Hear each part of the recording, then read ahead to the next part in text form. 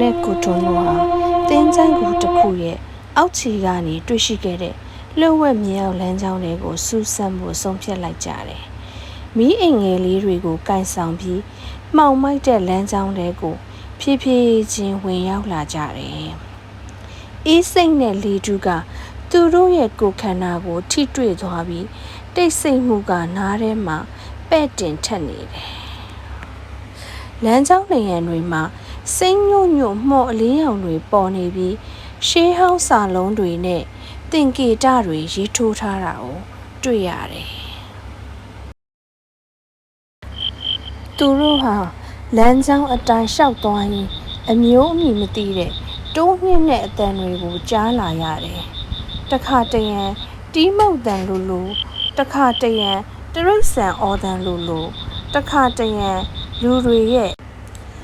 တူလေးပြောတန်လိုမျိုးအတန်တွေက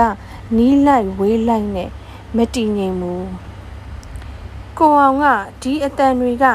မော်ဆရာရဲ့မော်ပညာတွေနဲ့ဆက်နေတာဖြစ်နိုင်တယ်လို့ပြောတယ်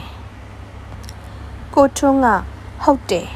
ဒါပေမဲ့ဘယ်လိုအန္တရာယ်တွေရှိနိုင်လဲဆိုတာကိုတော့မသိသေးဘူးလို့ပြန်ပြောတယ်သူတို့ဟာလမ်းကြောင်းရဲ့အဆုံးကိုရောက်တဲ့အထိရှောက်သွားကြတယ်လမ်းကြောင်းအဆုံးမှာကျယ်ဝန်းတဲ့မြေရောက်ခမ်းမကြီးတစ်ခုကိုတွေ့လိုက်ရတယ်ခမ်းမကြီးရဲ့အလယ်မှာဆက်ဝိုင်းပုံစံကြောက်တုံးကြီးတစ်ခုရှိပြီး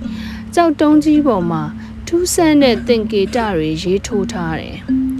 ကြောက်တုံးပတ်လေမှာဖျောင်းနိုင်တွေထွန်းညှိထားပြီးမီးခိုးတွေတက်လူထွက်နေတယ်ကိုအောင်ကဒါကမော်ဆရာရဲ့မော်ပညာတွေကိုအသုံးပြုတဲ့နေရာဖြစ်နိုင်တယ်လို့ပြောတယ်ကိုထွန်းကဟုတ်တယ်ဒါပေမဲ့ဘာတွေလောက်ထားလဲဆိုတာကိုတော့သေချာမသိသေးဘူးလို့ပြန်ပြောတယ်သူတို့ဟာကြောက်တုံးကြီးကိုသေချာစစ်ဆေးကြည့်တဲ့အခါ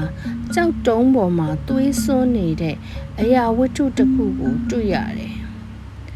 ကိုအောင်ကအဲ့ဒီအရာဝတ္ထုကိုကောက်ယူပြီးစစ်ဆေးကြည့်တဲ့အခါလူအယိုးအပိုင်းအစတစ်ခုဖြစ်နေတာကိုတွေ့လိုက်ရတယ်သူတို့ဟာအဲ့ဒီအခန်းထဲမှာနောက်ထပ်ဘာတွေရှိလဲဆိုတာကိုဆက်လက်စူးစမ်းမှုဆုံးဖြတ်လိုက်ကြတယ်